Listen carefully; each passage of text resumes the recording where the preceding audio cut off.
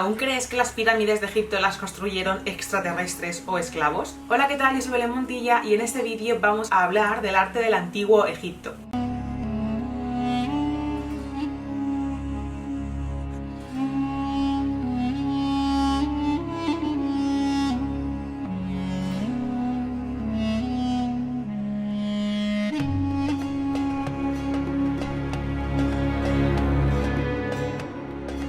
La sociedad del antiguo Egipto fue una de las primeras civilizaciones de la historia y comenzó a desarrollarse alrededor del cuarto milenio antes de Cristo a lo largo del valle del río Nilo. Las primeras culturas que se establecieron en la ribera del río pertenecían al llamado Bajo Egipto y las que se quedaron alrededor del delta pertenecían al Alto Egipto. Hacia el año 3000 a.C. aproximadamente sabemos que se unieron ambos territorios. Esta unificación quedará reflejada en la llamada paleta de Narmer, una de las fuentes más importantes que tenemos para conocer esta etapa inicial del arte del antiguo Egipto. Se trata de una paleta votiva. Las paletas votivas eran piezas normalmente de pizarra o esquito que se utilizaban en las casas para preparar ungüentos y pigmentos con los que maquillarse, como por ejemplo el col para los ojos. Es una pieza muy importante porque nos habla del nacimiento de la civilización egipcia tal y como la conocemos, a través de la unificación del Alto y el Bajo Egipto, gracias a Narmer, el primer faraón de la primera dinastía del antiguo Egipto. Tiene bajorrelieves por ambos lados. En el anverso vemos a Narmer, mucho más grande que el resto de personajes, portando la corona del Alto Egipto y golpeando con una maza a un enemigo abatido. También encontramos al dios Horus, símbolo del poder divino, sobre una planta de papiro que era común de la zona del Bajo Egipto ya que crecía en la ribera del río. Este personaje de aquí es un esclavo portando las sandalias del faraón, mientras que en el registro de abajo vemos a los enemigos abatidos en el suelo. Tanto en el anverso como en el reverso se aprecia en la parte superior a la diosa Bat, personificada en una vaca, y entre medias un serek, que era una representación de la fachada de un edificio, en este caso pues con la firma de Narmer. En el reverso destaca la imagen de dos animales fantásticos con sus cuellos entrelazados, además del faraón con la corona del Bajo Egipto, y rodeado de su séquito frente a una serie de prisioneros decapitados con sus cabezas en los pies. Abajo del todo vemos la personificación del faraón como un toro golpeando la muralla de una ciudad mientras el enemigo yace abatido en el suelo. Tras la unificación se creará una sociedad jerarquizada basada en 4 pilares, y en cuya cima ¿quién se encontrará? Pues el faraón, que es lo más, un líder político considerado un dios viviente y cuyo reinado se llamarán dinastías. Por debajo de él, pero a su lado, estarán una serie de grupos privilegiados como los nobles, los sacerdotes o los escribas. El resto de la sociedad estaba sometida a estos grupos. ¿Y quiénes eran? Pues los campesinos, los comerciantes y los artesanos, que conformaban el grosso de la población. Y ya por último, por debajo de todos ellos, en la pirámide de privilegios, se encontraban los esclavos. Para entender el arte del antiguo Egipto, podemos decir que de forma resumida, su historia se divide en 5 grandes bloques. En una primera fase tendríamos el Egipto protodinástico con la llamada dinastía Cero, donde encontramos la figura semilegendaria del llamado rey escorpión, quien gobernaba en el Alto Egipto y quien se cree que era el padre de Narmer, quien ya unificó los dos territorios, y también el periodo arcaico, que correspondería a las dinastías 1 y 2. Es en esta época donde encontramos la unificación del Alto y el Bajo Egipto y los primeros pasos de esta civilización.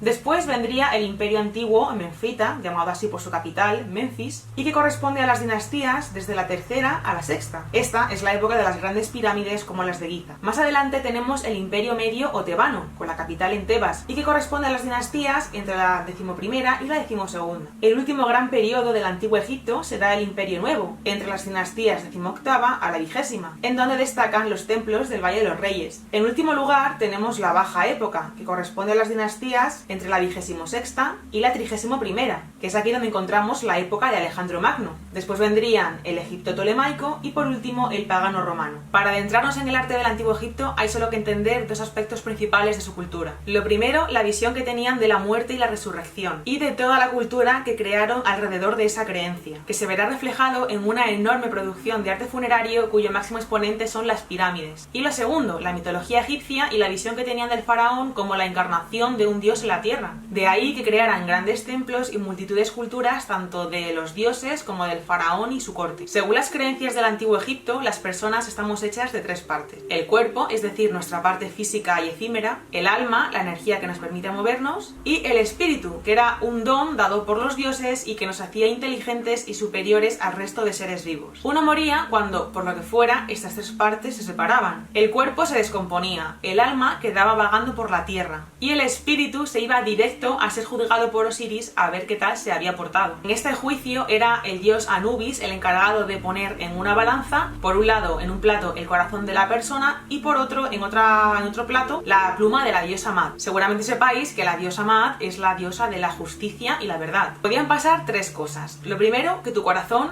pesase más que la pluma de Mat, en cuyo caso tu corazón iba a ser devorado por un ser mitológico que se encargaba de comerse los corazones impuros de la gente. Que tu corazón y la pluma de Mat pesasen lo mismo. En ese caso te ibas directo a servir al dios de los muertos en el mundo subterráneo. Y por último, si había sido bueno, que en ese caso tu corazón pesaría mucho menos que la pluma de Mat, el espíritu podía volver a la tierra a buscar su alma y meterse juntos en el cuerpo para resucitar y ya irse directos a la vida eterna. Por eso los ajuares fúnebres iban cargados de 1000 objetos, porque se suponía que eran todos los bienes que ibas a necesitar en tu vida inmortal. El tema del peso de las almas o psicostasis es algo que también veremos en otras culturas de la antigüedad. Anubis en Egipto, Hermes en la antigua Grecia y San Miguel en el cristianismo. Para poder ser inmortal, el cuerpo debía de conservarse en perfectas condiciones. No te vas a ir a la vida eterna hecho un Cristo. Por eso surge la cultura de la momificación y la idea de crear un espacio funerario donde guardar todas las pertenencias del difunto y que así pudiese llevárselas con él tras resucitar. Como creían en una segunda vida inmortal, se practicaba un constante culto a la muerte. Digamos que era algo que les obsesionaba tanto que les llevó a construir grandes obras de ingeniería como las pirámides de Giza. Como se aspiraba a la inmortalidad, pues se buscaba que esos templos fuesen duraderos en el tiempo. Para ello usaban materiales resistentes y de gran calidad como el granito o la piedra caliza, que tallaban de forma regular y que daba a las construcciones y a las esculturas una imagen compacta y fuerte. La pintura también estaba muy relacionada con el mundo funerario y del más allá. La característica principal que hace reconocible cualquier pintura del antiguo Egipto es el sistema de representación que reflejaba a los personajes con el tronco de forma frontal y la cabeza y los pies de perfil. Por lo general, estas pinturas nos hablan de la vida del fallecido, por lo que son una fuente de información muy importante para conocer cómo era la vida del antiguo Egipto. Como hemos visto, la figura del faraón era la personificación de la soberanía de Egipto, pero también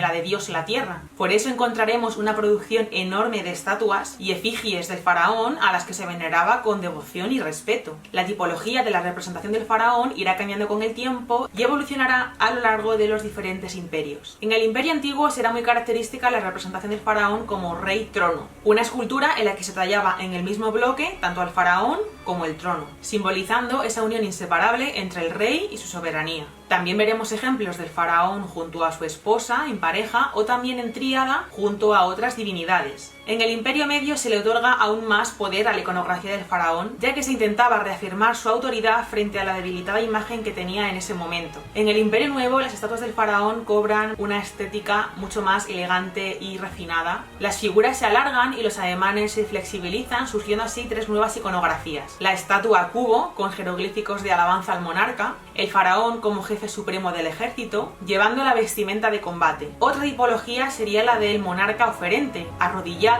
con dos recipientes, ofrendando a los dioses de las dos tierras, ya que como el resto de personas también rinde culto a la divinidad. En el Imperio Nuevo encontraremos una escultura excepcional realizada bajo el reinado de Amenofis IV, quien a nivel político fue un poco revolucionario y se llamó a sí mismo Akenatón o adorador del sol. Durante su reinado, los recientemente creados talleres en Amarna se ocuparon sobre todo de crear retratos naturalistas y realistas, algo inusual hasta la época. Con todo este culto a los muertos es normal que surgiera una enorme producción también de arquitectura funeraria, cuyo máximo exponente son las pirámides que servían para enterrar al faraón, a su familia y a algunos nobles, aunque también encontraremos otras tipologías. La mastaba es una tipología propia del Imperio Antiguo y fue el primer prototipo de gran tumba. En el interior se encontraba una capilla funeraria dedicada al difunto y el serdab, una pequeña cámara donde, atención, se ubicaba un doble del fallecido. Era una escultura a tamaño natural del muerto que servía como apoyo del alma hasta que el espíritu descendiese para unirse con ella. Como veis, estaba todo pensadísimo al milímetro. Más abajo se encontraba una cámara funeraria subterránea donde se depositaba el sarcófago y el ajuar del difunto. Otra tipología es la pirámide escalonada, que es una superposición de mastabas y que surge a partir de la tercera dinastía. Por ejemplo, la pirámide escalonada más famosa es la del faraón Zoser, Keops, que está formada por 6 mastabas superpuestas y alcanza los 60 metros de altura.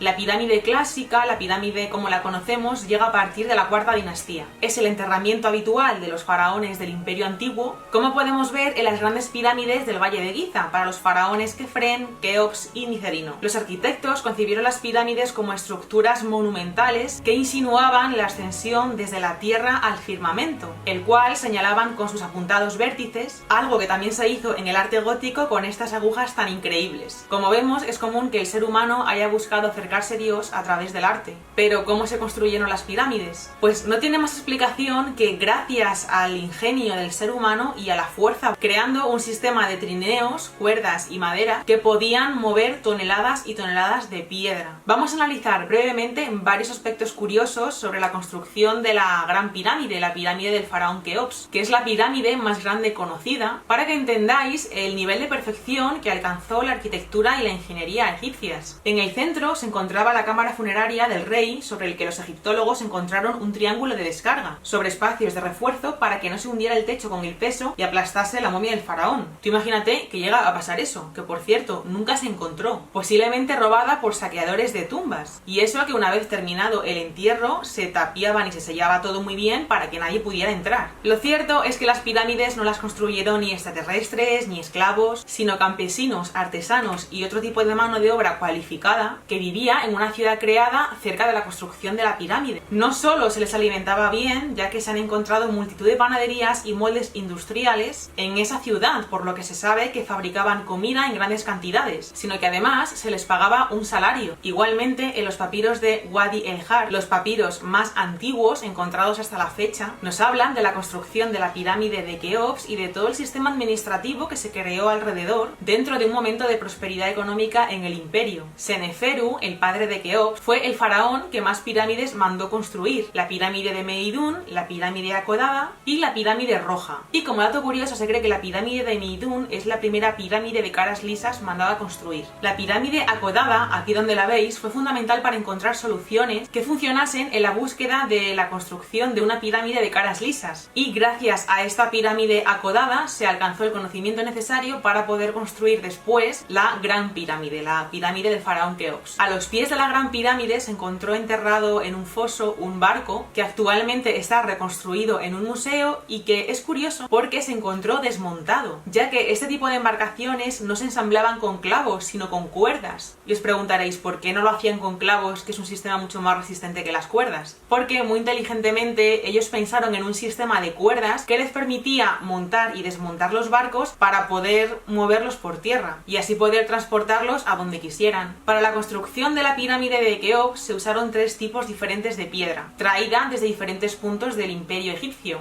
Entre ellas, piedra blanca caliza para el recubrimiento de la pirámide, que aunque ahora la veamos así a la pobre, en origen no tenía nada que ver. Imaginadla toda recubierta de piedra blanca, lo que haría que el sol se reflejase en ella, ya que el faraón es hijo de Ra, el dios sol, y es gracias al sol que todo el ciclo de la vida fluye. Las grandes pirámides se complementaban con templos en su base. Por eso, cerca de la pirámide de Kefren tenemos la famosísima Esfinge de Giza, de 20 metros de altura y tallada en piedra caliza. Tiene cuerpo de león y cabeza humana y es un templo dedicado, como no, al sol naciente. Otro tipo de tumba, además de la pirámide, sería el hipogeo, que comenzó a utilizarse a partir del Imperio Medio. Y era una construcción excavada cuyo interior estaba formado por corredores y pasillos hacia una capilla funeraria, el serdab, que ya hemos visto, y la cámara sepulcral. Los templos más característicos y espectaculares se levantaron durante el Imperio Nuevo. Surgieron entonces 2 modelos de templo, el de los grandes templos y el de los espeos. Los grandes templos, consagrados a diferentes divinidades, fueron construidos en el llamado Valle de los Reyes y también en los grandes desiertos de Egipto, donde cubrían extensiones que podían alcanzar kilómetros de longitud. Estaban realizados con sillares de piedra y sus cubiertas eran arquitrabadas. Y el elemento esencial sustentante fue la columna, que copiaba las formas vegetales de las orillas del Nilo. Los espeos eran templos construidos en recuerdo de los faraones difuntos y dedicados a ese culto solo tuvieron carácter funerario y no sirvieron como enterramiento. Se excavaron en los acantilados de Egipto con una fachada directamente esculpida en la roca y un interior, profundizando en sentido horizontal dentro de los acantilados a base de 3 salas decrecientes en altura, tamaño e iluminación.